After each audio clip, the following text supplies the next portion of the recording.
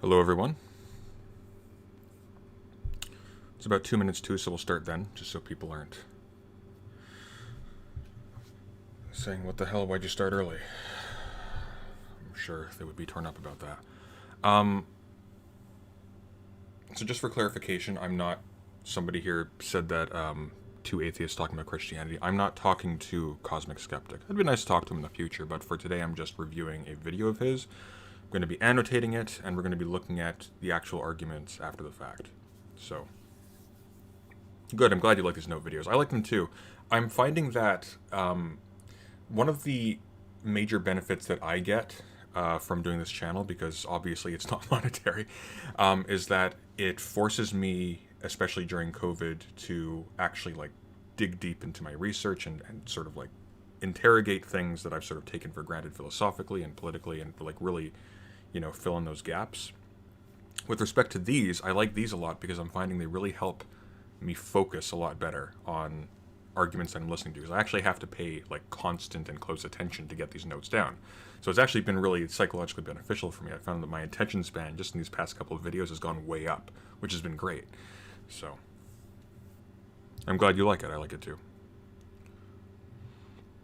And yeah, for the record, I'm not an atheist. So, and in any case, why would it matter if two atheists were talking about Christianity? Christianity is an extremely important part of our historical heritage. It like there's no getting around it. Atheists absolutely have a very good reason to think about it and to discuss it. You don't have to like adhere to a creed in order to recognize that it has historical and political importance, right? Or even philosophical importance. So, okay, it's 12:30 now. So yeah, so we'll just get right into it. So again, just for people who have just showed up, the format of this video is I will watch the video in real time. I will not pause it unless I absolutely need to. This one's shorter, so that's less of a problem. With the longer debates, I don't pause them because they go on over an hour sometimes, and we'll be here all day, and I frankly just don't have the energy for it. But with this one, this is, I think, something to the tune of like 20 or so minutes. That's fine. As it's playing, I will be annotating it on the side so we see exactly what the arguments are. And then at the end, I'll return to these and we'll see what we think. So I hope that makes sense. Anyways, without further ado, let us begin. Let's make sure the volume's up. Let me know if you guys can't hear this. Appreciated too. But anyway, let's get on with today's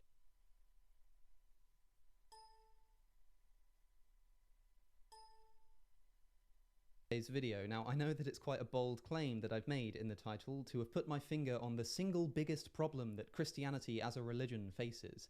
But let me explain. I want to put forward in this video what I think is the hardest objection to respond to if you're a Christian. Now, as you'll probably already know, the most famous problem that you have if you want to say that the Christian God, that is, an all-loving, all-powerful God, exists, is the positively colossal amount of suffering infused into the human experience. Suffering is so omnipresent that most of our time spent existing is time spent trying to avoid it. Eating to avoid starvation, working to avoid poverty, sleeping to avoid fatigue, watching YouTube videos to avoid whatever it is that you're supposed to be doing right now. And that's when things are going well in life. God also throws into the bargain of living existence, which nobody agrees to enter into, by the way, unpredictable diseases, miscarriages, natural disasters, and the existence of TikTok. Why would an all-powerful God, who truly loves us, permit such suffering to overwhelm our living existence? And this problem for religion is called, as you'll likely know, the problem of evil. But there's something missing from this picture. I'm not just here to restate the problem of evil as if it's anything new. There's something else. There exists such an obvious and overwhelming version of the problem of evil that it bemuses me that so many philosophers leave it entirely out of the discussion, or at best relegate it to a passing paragraph or a footnote or something.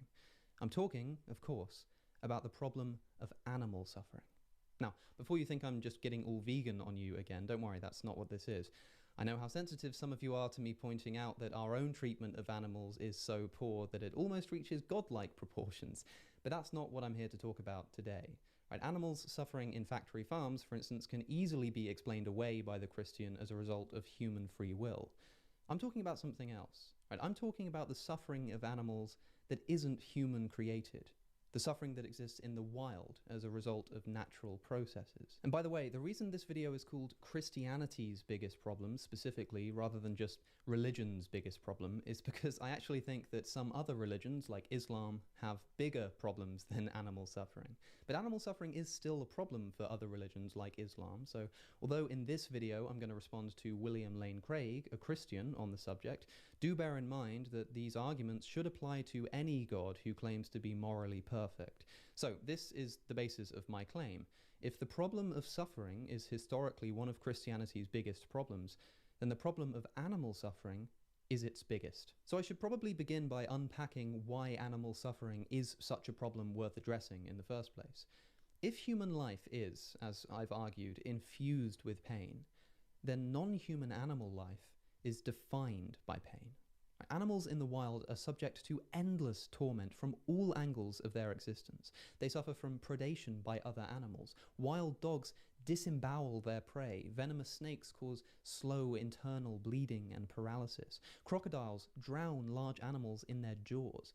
Right? And animals also suffer from rampant disease, dehydration, and starvation. They have to contend with forest fires and floods and a whole manner of other terrifying natural disasters. David Attenborough, the celebrated nature documentary filmmaker, once said about his documentaries, "People who accuse us of putting in too much violence should see what we leave on the cutting room floor." Nature just really isn't a pretty place, and not only do wild animals suffer in these extravagant ways that humans generally do not, like having to live with the very real possibility of being mauled to death at practically any moment, it's also true that compared to humans, an astronomically higher number of wild animals exist. So unfathomably high, in fact, that we can only estimate how big that number actually is. The number of wild vertebrates alone is thought to be somewhere between 10 to the power of 11 and 10 to the power of 14. That's 10 with at least 11 zeros after it. We're talking trillions of animals, each one of whom will, under the unerring supervision of an all-powerful, all-loving God, likely experience more fear, devastation, and suffering in their lifetimes than we human beings are even capable of imagining. So this is the problem that the Christian has to contend with. How can God permit such insidious levels of unthinkable suffering? Well, it's not like Christians don't have a response to the problem of evil. There are many quite famous attempts to reconcile the existence of evil with a loving God.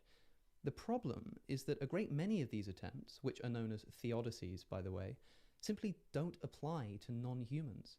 For instance, one popular theodicy states that evil and suffering exists as a result of human free will. Right? If humans are genuinely free, they'll sometimes commit and permit evil. But this doesn't explain why a tree falls onto a deer's leg, causing it to starve to death in confused agony.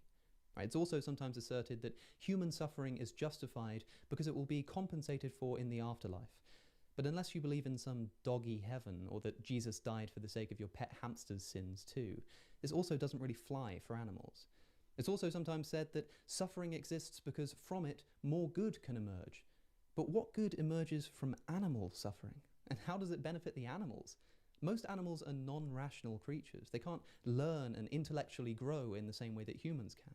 What greater good could possibly be served by allowing a koala bear to be burned alive in an Australian wildfire? Well, fear not, because in 2011, two very eloquent philosophers, Stephen Law and William Lane Craig, both previous guests on this channel, by the way, debated God's existence.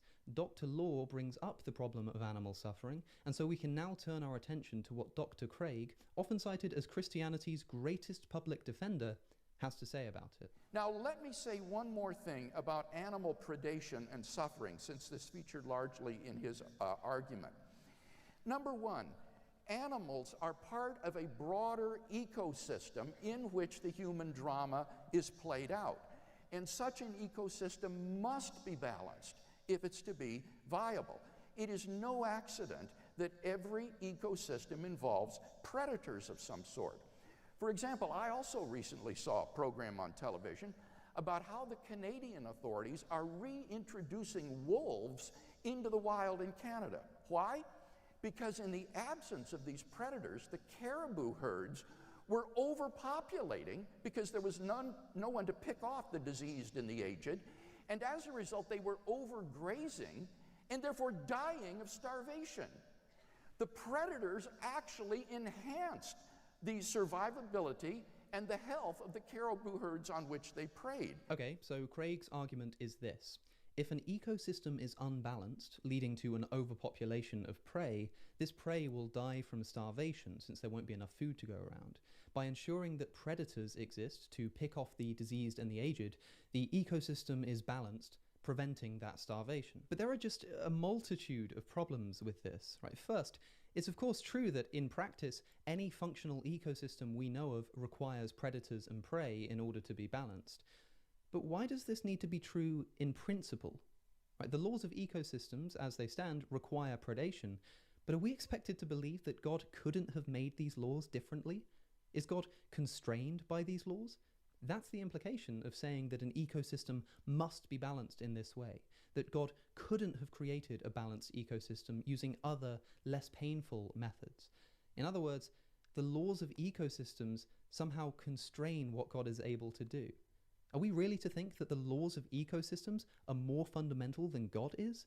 No, God is the creator of the laws of ecosystems, and so can't be bound by them. And besides, granting that God does need to balance an ecosystem, predation is not the only way to do it. God could have, for example, limited the number of times an animal can reproduce as a way of preventing overpopulation, a form of cosmic contraception.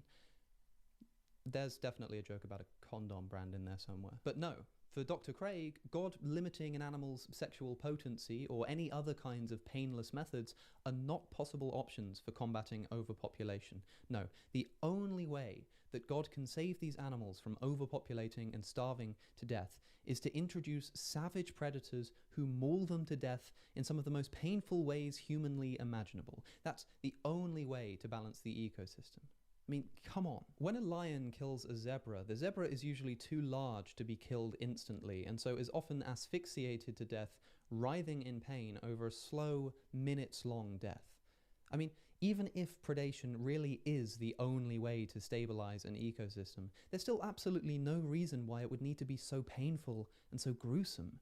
God could provide for these animals an instant death, or at least one that's less painful. But he doesn't. He allows that zebra to suffer for minutes whilst its windpipe is caught in the jaws of a lion. Just imagine for a moment what it must feel like to be that zebra. None of this is necessary for ecosystem stability if you truly are the omnipotent creator of natural laws. And Dr. Craig is arguing that predation is justified since it prevents prey from starving to death. But is the fate of being preyed upon and eaten alive really that much better than starvation? Would you, given the choice, rather die from a lack of food or from being painfully mauled to death by a large wild animal? I'm not sure I have a particular favourite. It's hardly a merciful deal that's being offered here. God is so loving that he saves these animals from starving by ensuring that they're ripped open and eaten alive before they have the chance to starve. Wow, what a glorious and loving thing that God does for these animals. And why should these animals even be suffering from so much starvation in the first place? That still needs to be explained. And also, bear in mind that predation doesn't even get rid of starvation, just some starvation. Even with predators, there are still animals starving to death in the wild. And so if the reason that God created predators was to save prey from starving to death, why are some animals still allowed to go on starving to death anyway? None of this makes any sense. And on top of even that, note that the same justification that Dr. Craig is using here could also apply to human beings. Right, there are currently millions of human beings lacking food and at risk of famine in South Sudan. And starvation is one of the most painful things that a person can go through. But don't worry, I have an idea. Let's go to South Sudan and introduce some wild predators, maybe some wolves or some large bears to painfully maul these people to death. After all, if we didn't do this, they'd all starve. By allowing them to be preyed upon by wild animals to pick off the diseased and the aged, we reduce their numbers and balance out the ecosystem, leaving more food to go around and minimizing starvation. How merciful of us. So who's for it? Yeah, I didn't think so. Now, okay, you may think that I'm being a bit unfair here, right? There are obviously many other methods we can use to reduce starvation in South Sudan that don't involve killing people with wild predators. But yeah, that's kind of the point, right? If we humans have the power to reduce human starvation without necessitating them being mauled to death by wolves, then you can bet that God has the power to reduce elk starvation without necessitating them being mauled to death by wolves. The idea that permitting this kind of unthinkably painful death is the only way to prevent them from starving if you are the omnipotent creator of the universe verges on one of the most ridiculous things that I have ever heard. So that predators are an essential part of an ecosystem.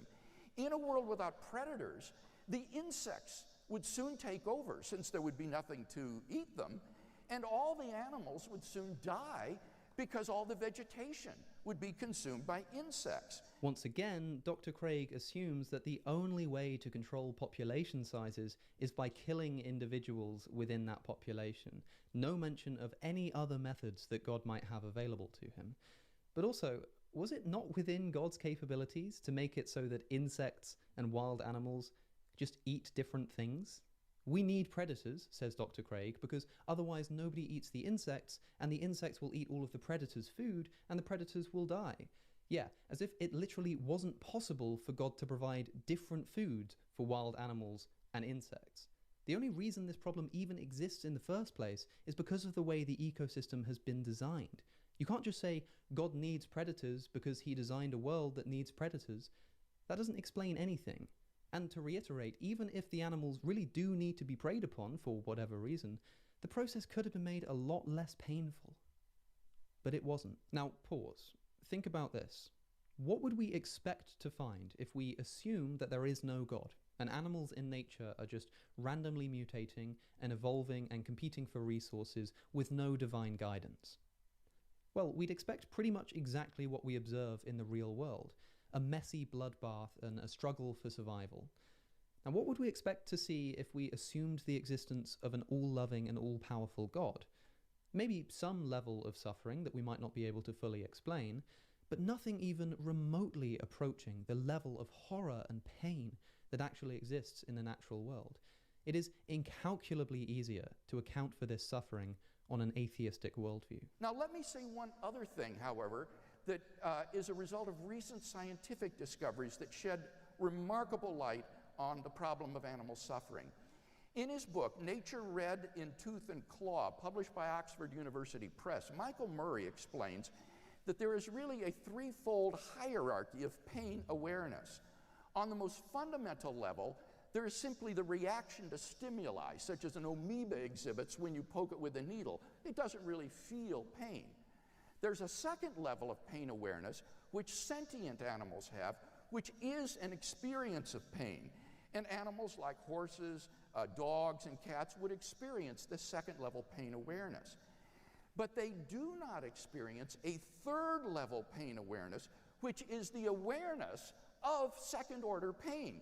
That is the awareness that one is himself in pain. For that sort of pain awareness requires self-awareness. And this is centered in the prefrontal cortex of the brain, a section of the brain that is missing in all animals except for the higher primates and human beings. And therefore, even though animals are in pain, they aren't aware of it.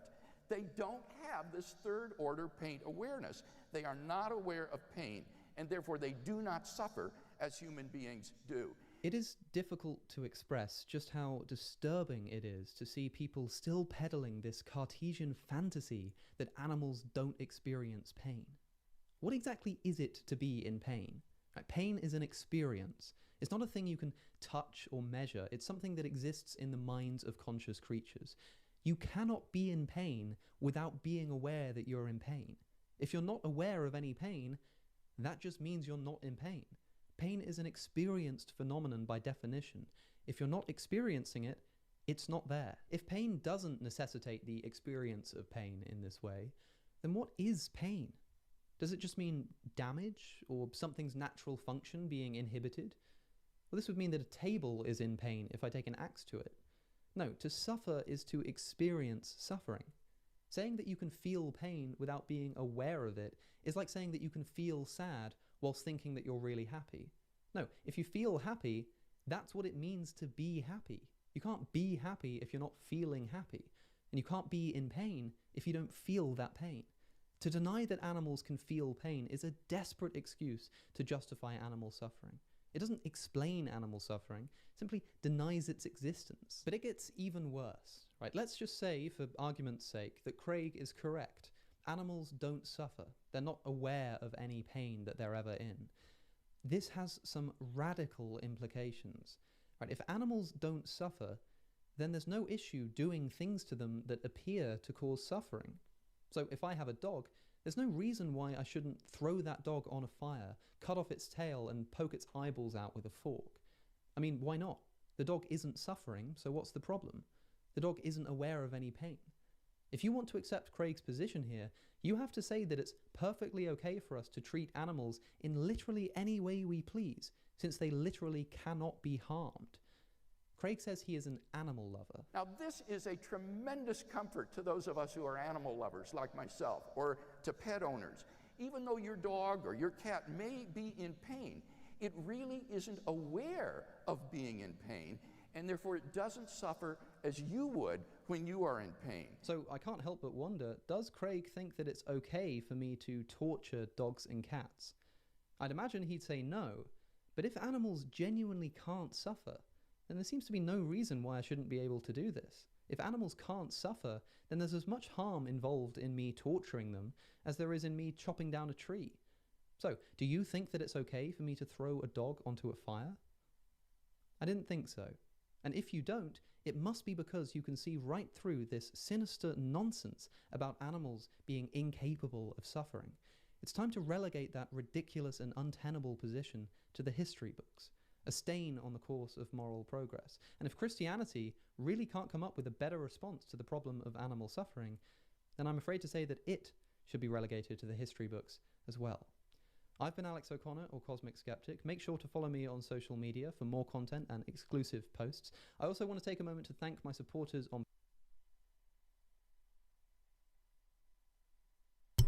All right, so let's get rid of you, and let's get to it. Okay, so with a better explanation, just finish this off quickly. It's bunk. All right. Okay, so first of all, I agree that this is actually a super hard objection. Crucially, and I think I like that Cosmic Skeptic made this distinction, it's not hard to reconcile the existence of a god, or even an all-powerful god, with the existence of mass animal suffering in nature. It's difficult to reconcile it with a loving god, and that's tricky. So there are two ways we can go about this. We can try to explain it by reference to some other good that counterbalances all of that suffering, and that seems to me really difficult to do. That's like a philosophically and a historically difficult problem to figure out. Then there's another way to go about it, which introduces its own set of problems. So what you can do then is you can interrogate, well, what is meant by all-loving in this case? And the problem is that you may end up thinking the lovingness of an all-powerful God, or the all-lovingness of an all-powerful God, in terms that make that lovingness itself sort of unintelligible to us when we compare it to like what we think of as love. So like maybe God loves animals, but he loves them at the level of sort of the species or the process, or maybe of the emergence of certain levels and types of experience or consciousness in certain animals, like human beings. But then this starts to become meaningless to us because we aren't our species. And so if we're like, if we're trying to sell the idea, if we're trying to argue for the idea that God is all loving, well, that's really difficult. That's a really difficult sell when what you mean is actually all of you are dispensable I just love this emergence from this human mass or this animal mass. If that makes sense. So he's absolutely right. This is a huge, huge problem. Now, the flip side of that, of course, is that now we can be charged with being too anthropocentric. We are privileging concepts of love and of justice, say, or even like a scale of suffering that is directly built upon our own experience and our own preferences as human beings. But you don't dodge the problem of the whole thing being unintelligible then. So that's hard. Novins in Hosick says, why is God obligated to answer to mortals' demands and please them for their abstract notion of suffering? Well, he wouldn't be, but the problem is that Christianity doesn't just say that there is a being called God who has every right to do whatever he pleases. They also say he has particular qualities. And one of them is that he is all-loving, as well as all-merciful. And the problem is that when we look at nature, and this is what Cosmic Skeptic is pointing to, even nature outside of the domain of mankind, even nature untouched by mankind, is subject to immense and brutal suffering. So that's a serious problem. Human love or divine love? Well, that's the question. If we say, well, God's divine love operates differently, well, we run into a bit of a problem because, well, what do we mean by love then? We're still ascribing like a term to it that has like connotations for a reason. We aren't saying that God is all loving because God has some inscrutable end in the world that has nothing to do with the well-being or anything of these things that he supposedly loves. Right? So that's a little bit strange.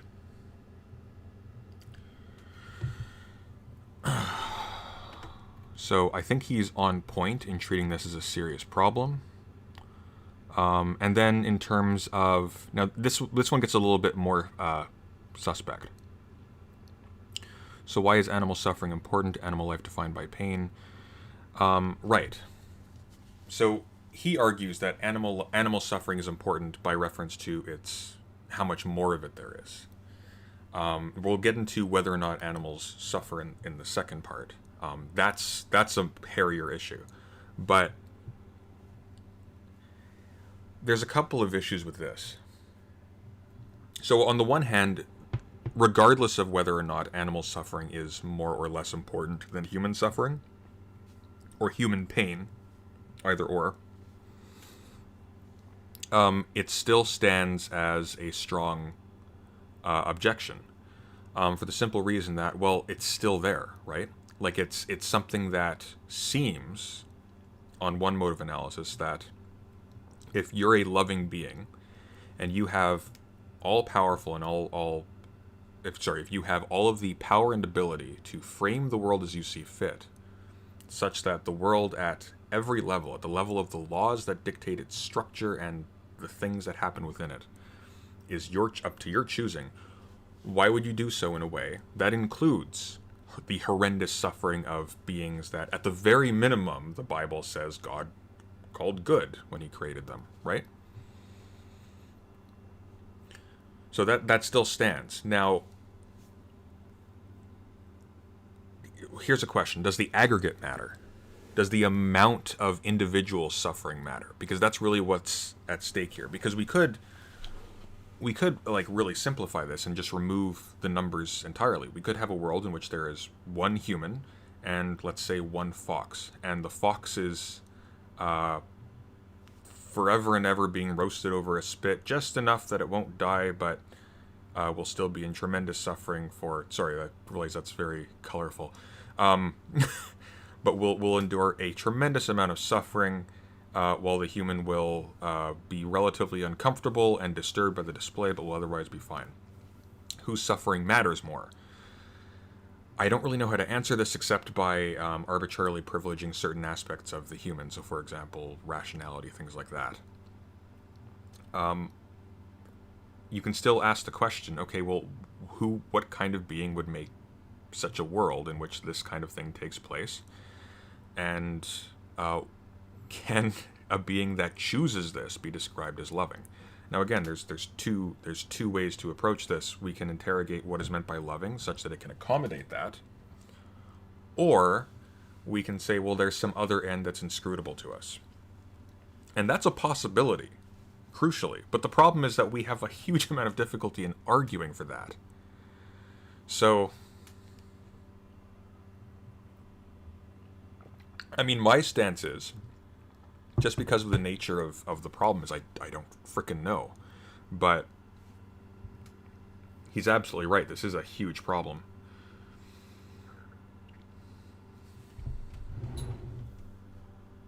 So you can go, how can God permit this, or why can God permit this? Why can God permit this? So crucially, I don't think it's appropriate to say that God has to abide by morality, because again, like, God is supposedly outside of the world, which should include whatever is ought in the world, if indeed there is anything that's ought in the world.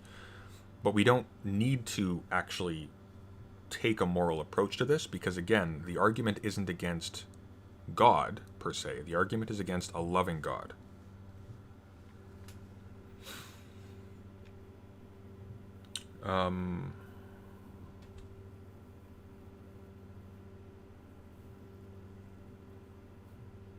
Northern Observer says, let's take a different approach. Isn't a skeptic viewing the animal kingdom as not loving speciesist?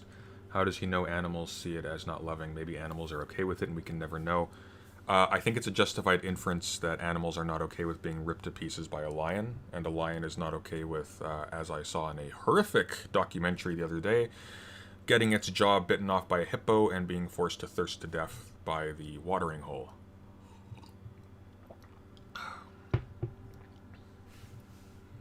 Is Cosmic Skeptic a moral realist? I have no idea. So, crucially, like, we can talk about moral progress in a limited sense, where we simply say that, well, we have an advanced system of what we call morality that doesn't necessarily have cosmic significance, that we've developed over time, and this is something worth maintaining and caring about, because it's a hard-gotten gain, right?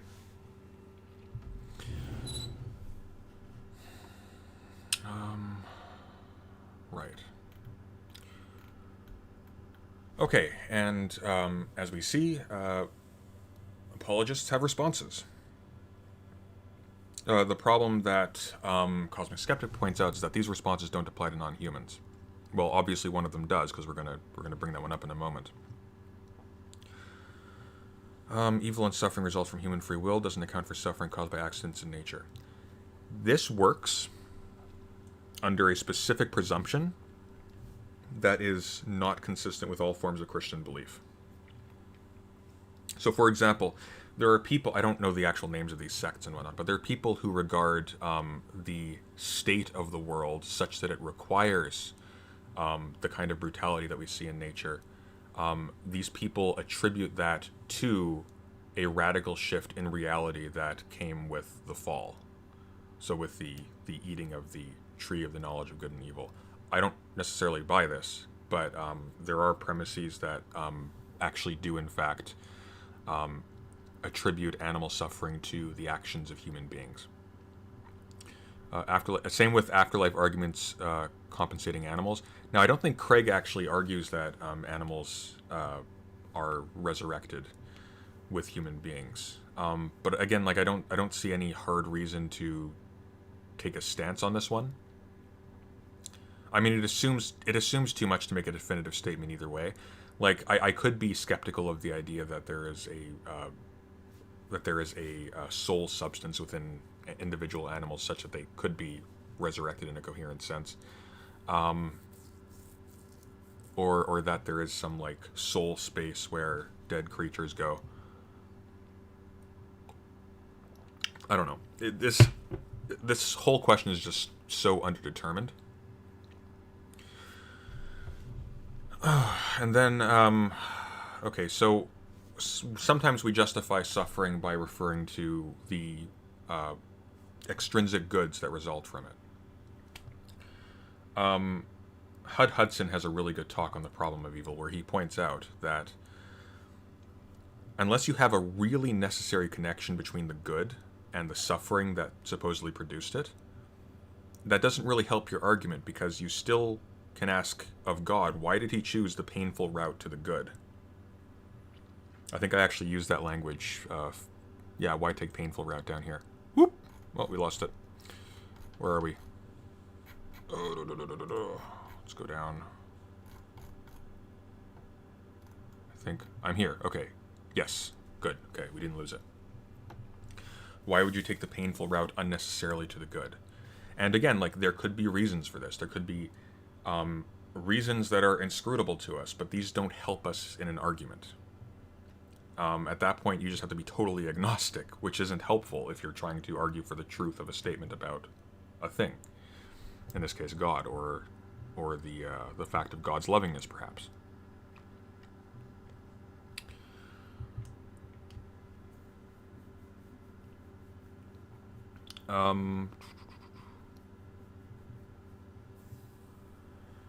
So what good emerges from animal suffering? We can say obviously no, none. At least none for us that we are aware of. And we know of none for the animals, except potentially the balancing of a system, of an ecosystem, that permits a large aggregate of animals to flourish, or at least to live, or a larger aggregate of animals to flourish than if there was no animal suffering. But then again, that bridge premise isn't there. You need an explanation for why this pain is necessary.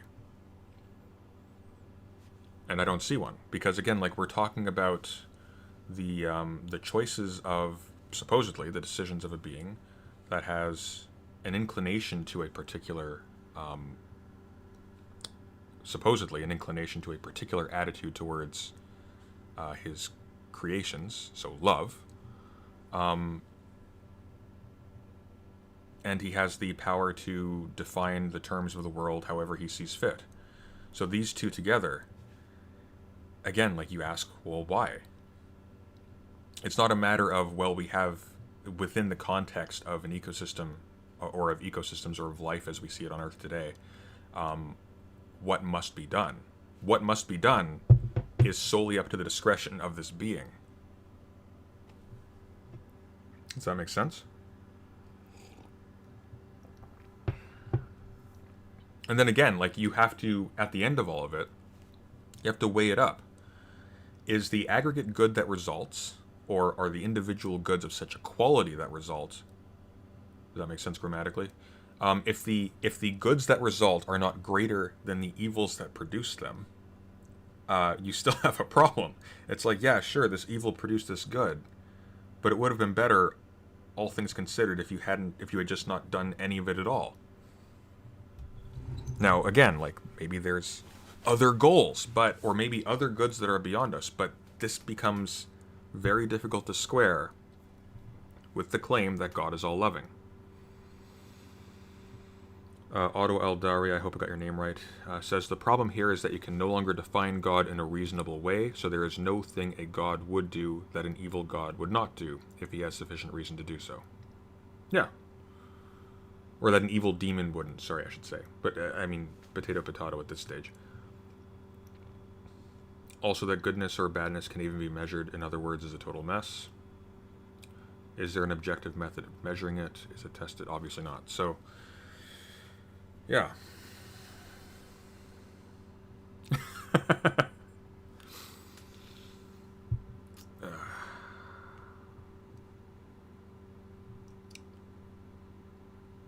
Yeah. Alright. Let's keep going. There's a few more bits here. Okay, so this is where it gets really interesting. So, Craig makes an interesting move here.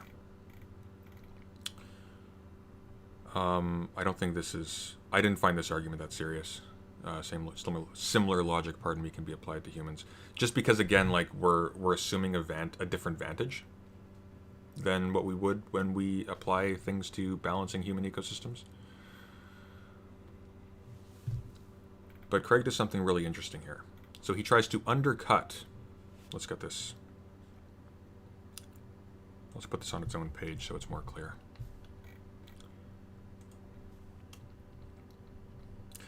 So Craig tries to undercut the question of animal suffering by saying, well, in point of fact, when we actually consider suffering, we see that, well, while lower forms of life do experience pain, they don't really experience what we would call suffering. So an awareness of second-order pain, and I would add to this, an awareness of second-order pain in time. And there is something to this in the sense that, say, a dog, say, that's being tortured, doesn't have an awareness of the future duration of that suffering, or necessarily of the length of the past duration of that suffering, or the extrinsic costs that that suffering incurs. So to that extent, there is a relevant distinction being made between 2 and 3 here. Now the question is, what is it doing to demote this, therefore, from suffering? Because there's a really good book, actually, I was kind of gratified that PhilosophyTube referenced this in her latest video. There's a really good book by Sarah Ahmed called The Cultural Politics of Emotion, and she talks about... Oh wait, no, I'm not thinking of that one. I'm thinking of Iris Murdoch, but that's also a very good book. So Iris Murdoch talks about how when you're sick or in pain, for example... Oh, and no, actually, I tell a lie. Sarah Ahmed and Iris Murdoch both talk about this. So they talk about how when you experience pain or sickness, your experience of other things sort of fades away and your attention closes in on the specific cause of suffering, or the specific suffering, or whatever, or the specific pain. So that, well, yes, human beings do also experience awareness of that second-order pain at a certain level. At a certain level of suffering, we also cease to. So, for example, if you have your leg cut off, and you are in extreme pain from that, but not enough pain that you're passing out or unable to function in other ways, you can suffer terribly. You can be aware of that pain, aware that it's not going to go away, aware of all of the things that you're losing out on as a result of that suffering. However, if you're, for example, being burned alive, you might not be aware of those extrinsic things at all. All that matters is the pain. And yet, would we therefore regard that as not suffering? I'm not comfortable with that distinction as that's being made.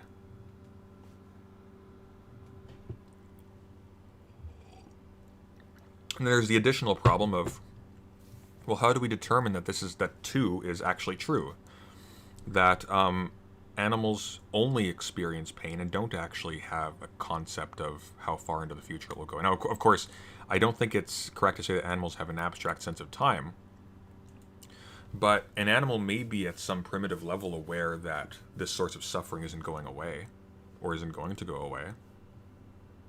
Like, animals can panic. And again, I think it doesn't just artificially demote this. It artificially elevates this. Because again, to what extent do we actually have that self-awareness that elevates our pain to suffering? It seems to be highly contingent on factors that we would not actually in practice use to distinguish between... I mean, we can do so analytically, we can just say that it's the case.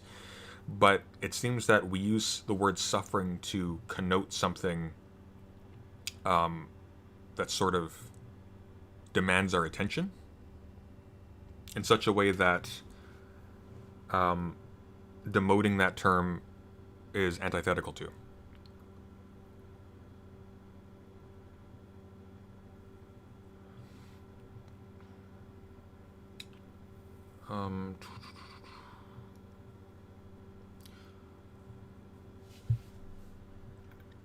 So then we get into the question of what is pain, what is suffering. Can you be in pain with it? Now, Cosmic Skeptic makes a bit of... I don't like how he treats this here, because he ignores the distinction that Craig is bringing up, and he doesn't really interrogate it properly. So he just equivocates between pain and suffering and stops there, but you can't really do that, because he's introduced a distinction, and it's a substantive distinction. The question is, does it actually apply? Not whether or not the distinction between pain and suffering that he gives is in some sense valid, which I think it is. I think there is like a different kind of thing that happens when you are aware of your suffering at a certain level in time. But I don't think I would use that to say that therefore. So it's doing a double action. It's saying that therefore animals don't suffer, quote unquote, but it's using that also to justify their pain. It's not clear to me that their pain is therefore justified by the bare fact that human beings have what he considers to be a higher level of suffering. Does that make sense?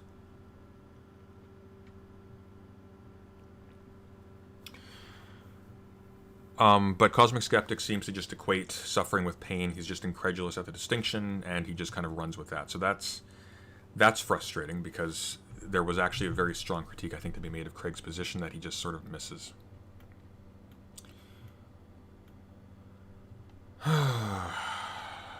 Can you be in pain without being aware? Oh, right, okay. Yeah. So he equivocates between pain and suffering, between the experience of pain with suffering. And I mean, like, this is fair. Because again, like, what I think is pinpointing here is that the animals still have some level of awareness of something really bad happening that is intolerable at a visceral level, and that this is bad. I think that's the crucial distinction that's being made here.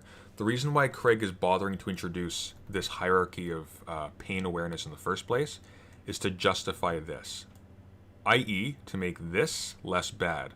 But it doesn't seem to succeed at doing that, because this seems to be just an arbitrary... this seems to be demoted below this fairly arbitrarily. Because if we're especially if we're operating from like the level of talking about God's inscrutable extrinsic motives, why would this distinction matter to him specifically? Now, maybe there's an answer to that, but he didn't give that. So, and I don't know what that would be. Maybe a preference for rational creatures, perhaps, but again, like, it all seems rather arbitrary. And again, it doesn't get over the problem, because you're still guilty of getting, like, not guilty per se, obviously, because we're talking about God, but you still can be asked, well, why are you taking the painful route that involves this in the first place? Why is any of this necessary? Because what Craig is doing with this distinction is, in fact, demoting the pain of animals to this, in effect, in terms of its ethical significance. That's why he thinks, oh, it's great for animal lovers. They can't feel suffering, really. Which, I mean, I guess, but I don't think extreme pain is necessarily better than a little bit of suffering.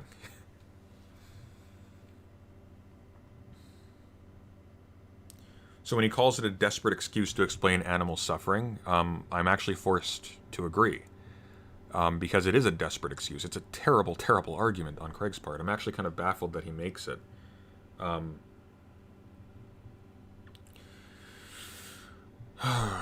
this is sort of tautologist, so I when he says to suffer is to experience suffering, if you're suffering, you're suffering. Yeah, so this is just, again, to equivocate between this more abstract or detailed... that's the wrong word. This more specified understanding of suffering from pain generally. Which kind of begs the question, because again, like, these levels are distinguished by levels of awareness. He's just flattening all awareness to immediate awareness.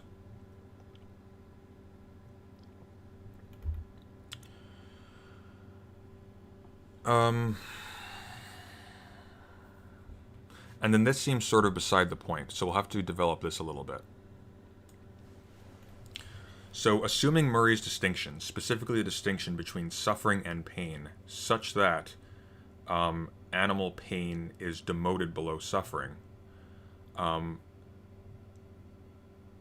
he suggests that this would seem to imply that it's okay to torture dogs and cats, or animals, non-human animals generally, with the exception, of course, I think Craig mentioned this, of primates, for some reason. You know, even though, again, like, primates are subject to all the same animal pain that was talked about before. So that's a little bit... I mean, glad he elevates primates at least, but still. But is this true? Does this imply that it's okay to torture dogs and cats? I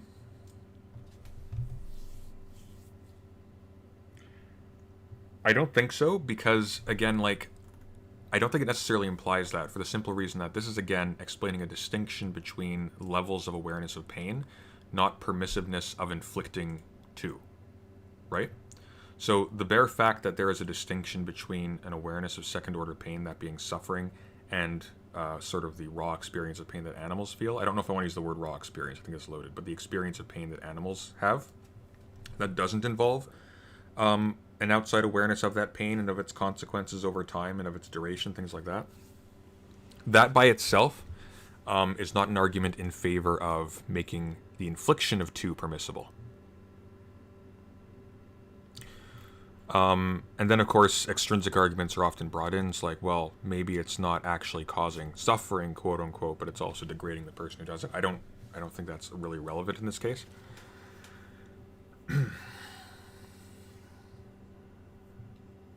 Again, because disturbingly, you can then take this and refer this back to the previous question about, well, why take the painful route? Why structure the world such that this is a necessity? Because it would seem then that, in a certain sense, God is also the cause of that animal's suffering, assuming that we don't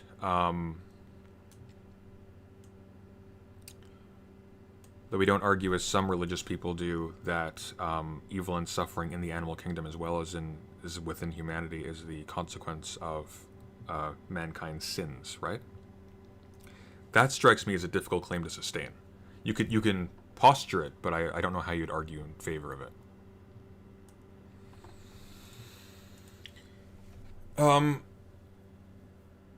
Okay. So, if Christianity can't come up with a better explanation, it's bunk. I'm not entirely convinced of this. However, it does pose a serious problem if you're trying to, again, positively argue for a loving God by reference to the world. It seems that at a certain level you'd just be asserting it. I think you could just say, you could say respectably that you just don't know, and it's an inscrutable, intractable problem that you're fighting with, but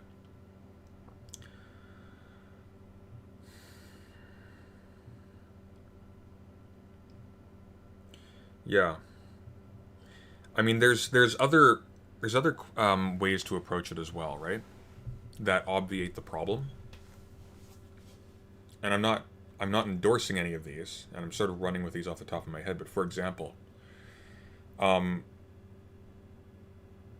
depending on, like, if you wanted to invoke things like Scripture, for example, you could say that, well, in Revelation it describes the old earth and the old heaven dying away.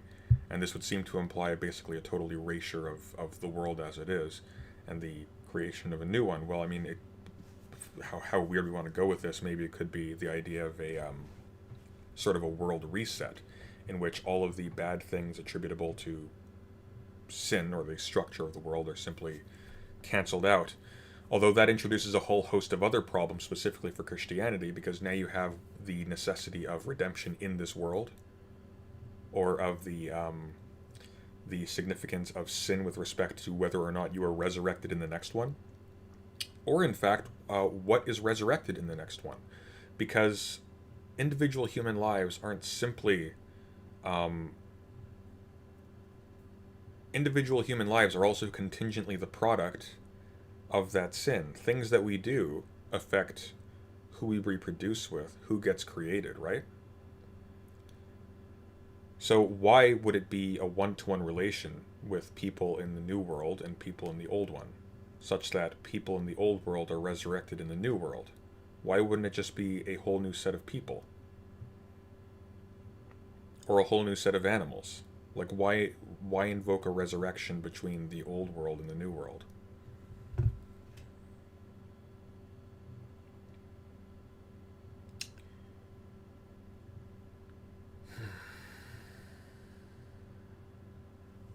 Yeah, so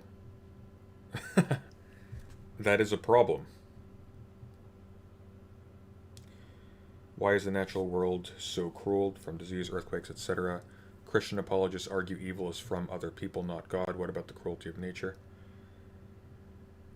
Um,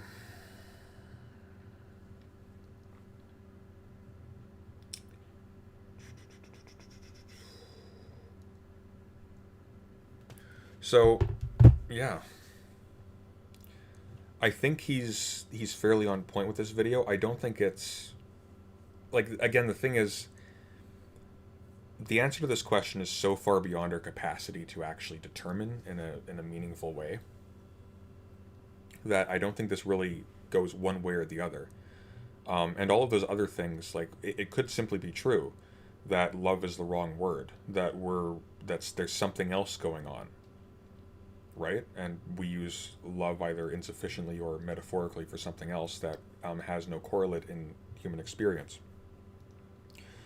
Or, if you want to be really weird about it, you could say something to the effect of God's love only exists in a sense that we understand it through physical incarnations of God in the world. Whatever that means, that's a whole other issue. But for example, let's say you assume that God actually did materialize as a human man in history, um, and therefore had like human emotions and things. Well, that would be a way in which God could have specifically a love for humanity while the rest of nature sort of stays the way it is. Like, it's possible also that God simply just doesn't love the rest of the world. So we just don't know. Like, again, what we're ultimately trying to do is reconcile the statements of a text by non-philosophers with a serious philosophical problem. And the language of those texts, regardless of what you think about them, probably shouldn't be expected to necessarily be accommodating to that, in the same way that you wouldn't properly treat Genesis as a science textbook, because an ancient Hebrew wouldn't want a science textbook or have any concept of what a science textbook was. Their motives for writing that book would probably be different than just a need to explain where the world came from. If they needed a way to explain where the world came from, well, those exist all over the place. They could have adopted anyone else's. Instead, they adopted one specifically that downgrades the gods of other tribes. So obviously, if there is any sort of goal that remains in the text as it is given to us today, that motivated its creation when it was first composed, it isn't for the sake of, it isn't to fill like a scientific void in the Hebrew understanding of the world. There were other reasons, but yeah.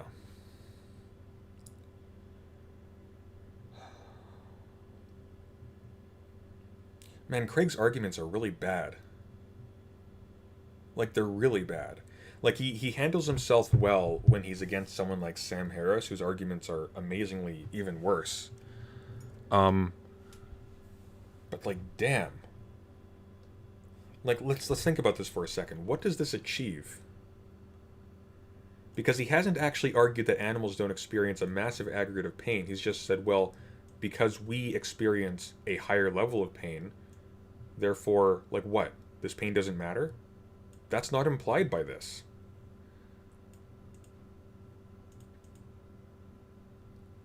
And then, in another breath, you'll argue for the existence of objective moral values that seem to belie our capacity to inflict this.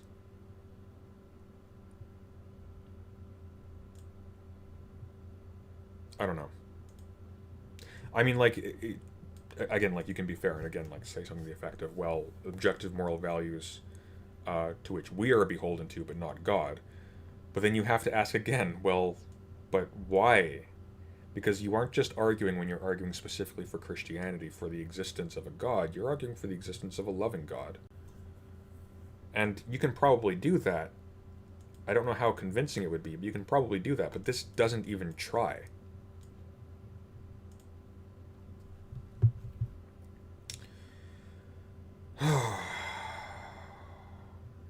well,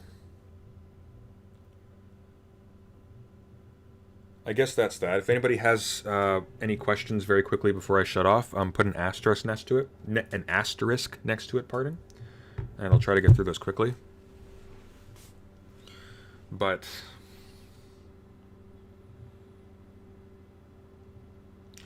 yeah, Cosmic Skeptic is a trained theologian, isn't he?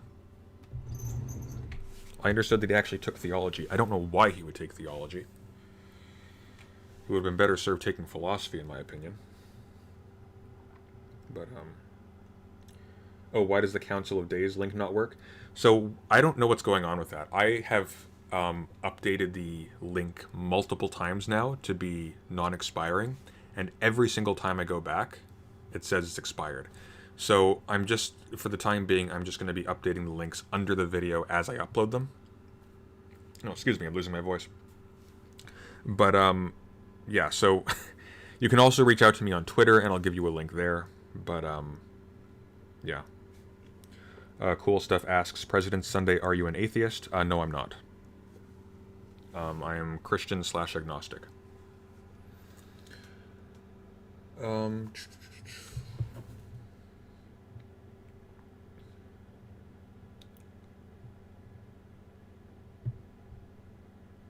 And I don't see any other questions, so I think I'll call it there. Oh, here we go. Craig's apologetics take a downturn whenever it comes to ethics. His defense of the Canaanite genocide was appalling. I'd like to see you review his debate with Shelley Kagan sometime. Actually, I would really like that. I'd like to do that. Yeah, maybe that'll be one of my next ones. I just don't want to do... I don't want to do, like, Vosh debates about socialism again. Or stuff like that. Because it seems like lefty Twitter is incapable of having an argument about socialism that doesn't devolve into arguing for worker co-ops. It's really lame, it's boring, it's circuitous, and it's not arguing for socialism. So, Cool Stuff says, really, you seemed atheistic. Okay, so this is something interesting biographically. So, when I was growing up, I would be, like, I'd watch this stuff online, of course. I would be extremely skeptical of anybody who took a, shall we say, critical attitude or a scrutinizing attitude towards claims made by Christian apologists or by the Bible, say, taken as like definitive philosophical statements. I would treat that with extreme suspicion. For the reason that I would self-reflect, and I would say, well, the reason why, and I would determine that the reason why I wouldn't be skeptical in that way is because I have a respect and a love for this thing such that I would just assume that, let's say, if I don't understand a passage from the Bible, that the failure is on my end and I need to study it more. And as a result of that, as a result of perhaps an excess of respect, I ended up having a fairly good and critical acquaintance with the text after a while. Not the whole thing, of course, but with a good, solid portion of it.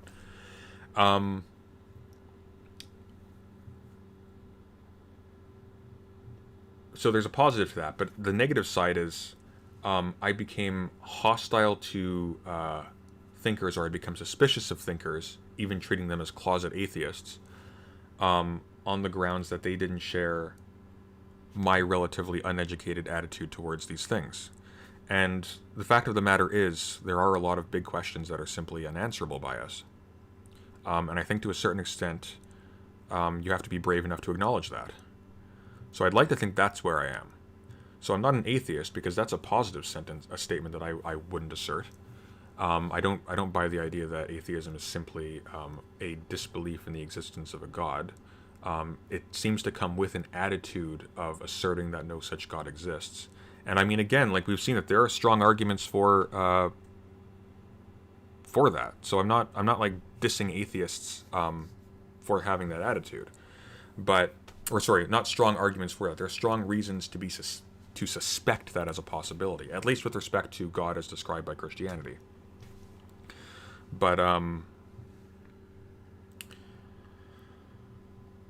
yeah, like you can analyze things in this way and still be a Christian and still believe in this stuff and still have a deep respect and even a love for elements of Christian faith. So there's something in Kant. I'm trying to remember what the actual language is, but he talks about how. So this is from his Critique of Pure Reason. Despite the fact that traditional metaphysics is basically bunk, it tries to extend pure reason beyond what our real capacities to know. Nonetheless, some of its findings are inevitable and, in fact, extremely good and useful and should be treated with respect. And these include things like morality, justice, the existence of God, things like that. So, I don't know. I'm tired, so I'm kind of rambling at this point, but I think that I don't think taking a critical eye to this entails abandoning your loyalty, if that makes sense. It may just require an extra measure of humility, where you are willing to be your humility and courage, I think, where you're willing to accept that you could be wrong, that there are very serious reasons to suspect that you may very well be wrong, and yet push through. Like with unless you actually have like a definitive statement proving you're wrong, to push through then is foolish. But I haven't seen that yet, and I have extrinsic reasons to continue to identify as that, to continue to believe in that.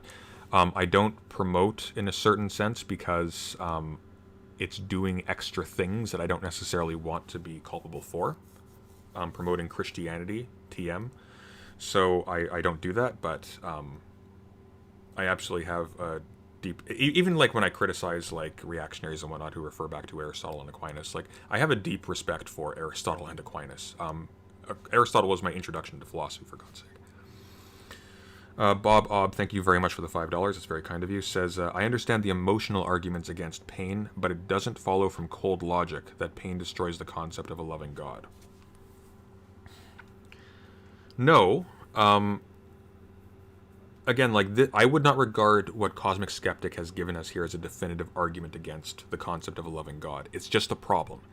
It is a big problem. I even think that he's probably correct in asserting that it is Christianity's biggest problem. But it is just a problem. The problem has not been resolved yet. It may never be resolved. It may not be resolvable. I'm probably falling into that fence, behind that fence. But, yeah,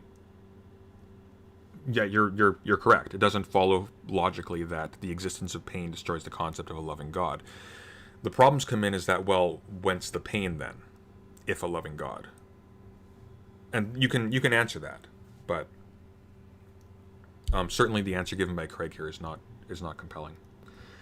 No Vincent Hosick asks, President Sunday, would you do something regarding inner socialist debates over methods and tactics rather than co-ops versus traditional private property? I would love to, if I could find one. Feel free to shoot me a link on Twitter for a recommendation. Oh God, Darth Dawkins. What would even happen if I had Darth Dawkins on? That awful creature.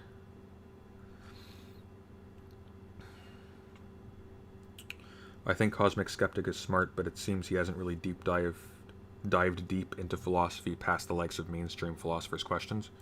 I haven't watched enough to know. He does seem pretty intelligent. I think his conversation with Perspective Philosophy was actually pretty good, and I'm realizing just how prejudiced I was against these people for the longest time, because he's actually a fairly smart cookie. He's not... Cosmic Skeptic, I think he has some really shallow positions on things, but he's not stupid. I would not regard this guy as stupid at all.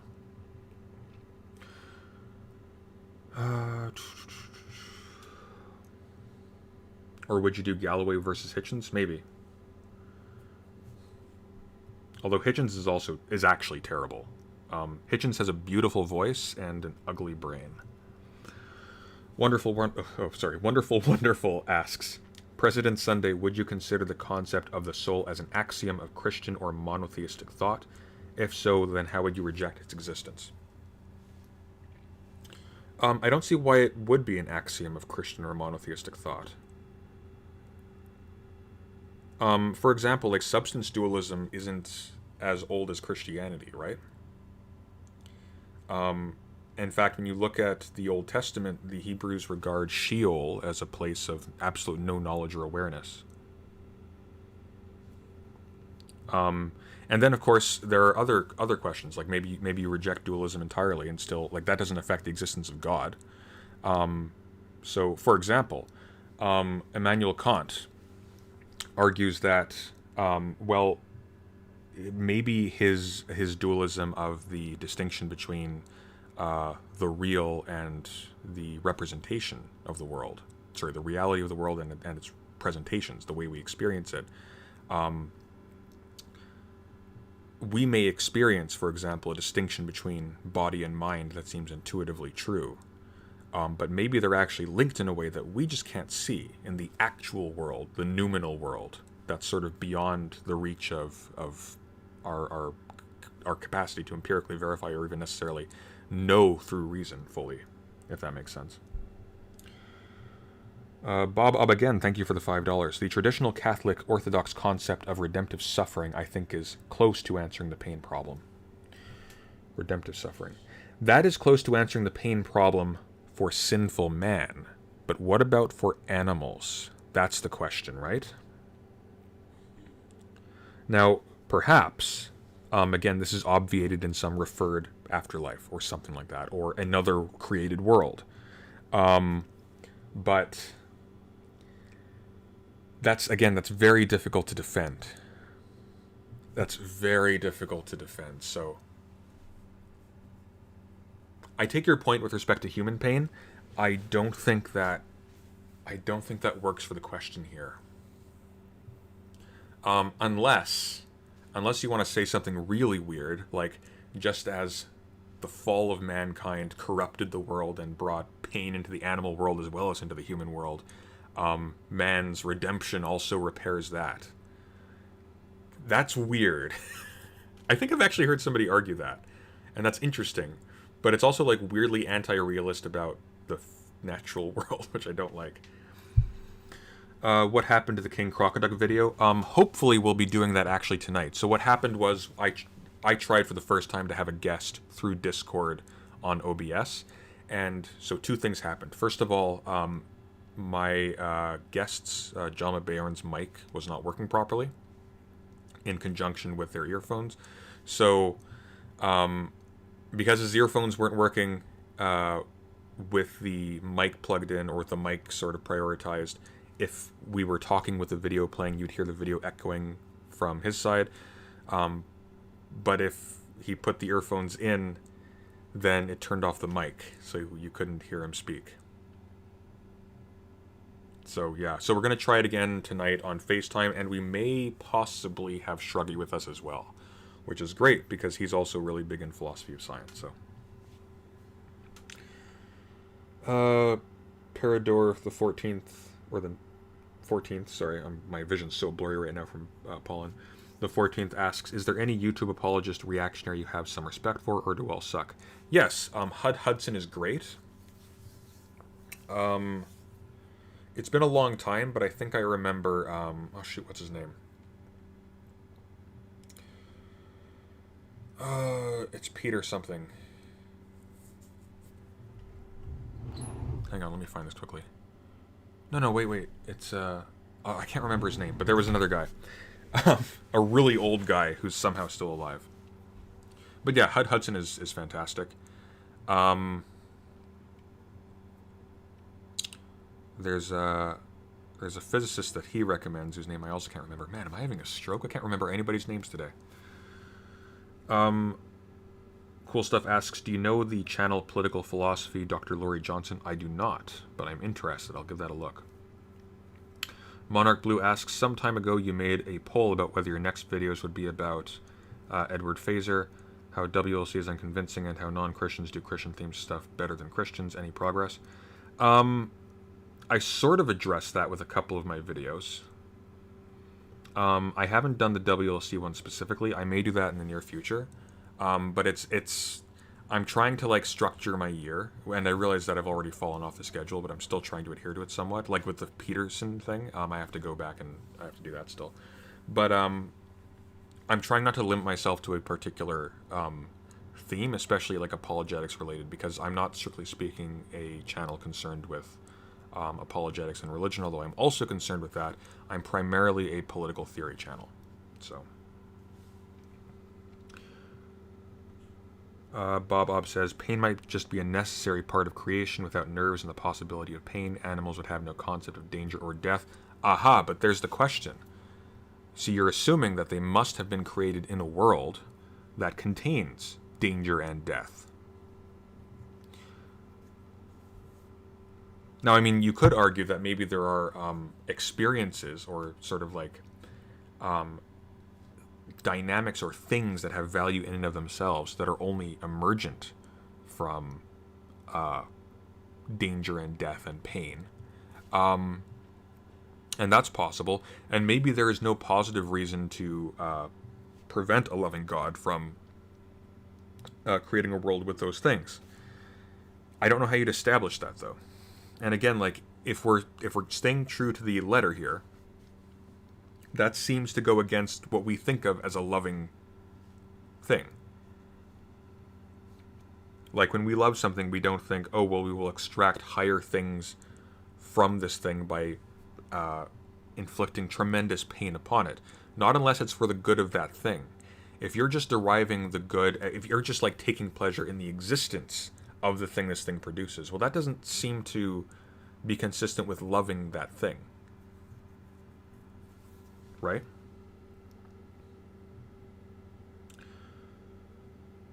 All right, well, I'm losing my voice, so I'm going to call it for now. Again, we may, and I said this last night, so fingers crossed, we may be back later to talk about the King Crocoduck video. That will not be the final statement on it. I will be doing a full video essay reply once the final video in that series is out. I'm assuming it's 3 videos long. If it's more, God help me. But tonight we'll be doing kind of a blind run and just sort of talking about giving our first impressions. So I think we may just be doing the first of his videos on that. But we'll see how we do for time. So anyways, thanks everybody for watching, and take care.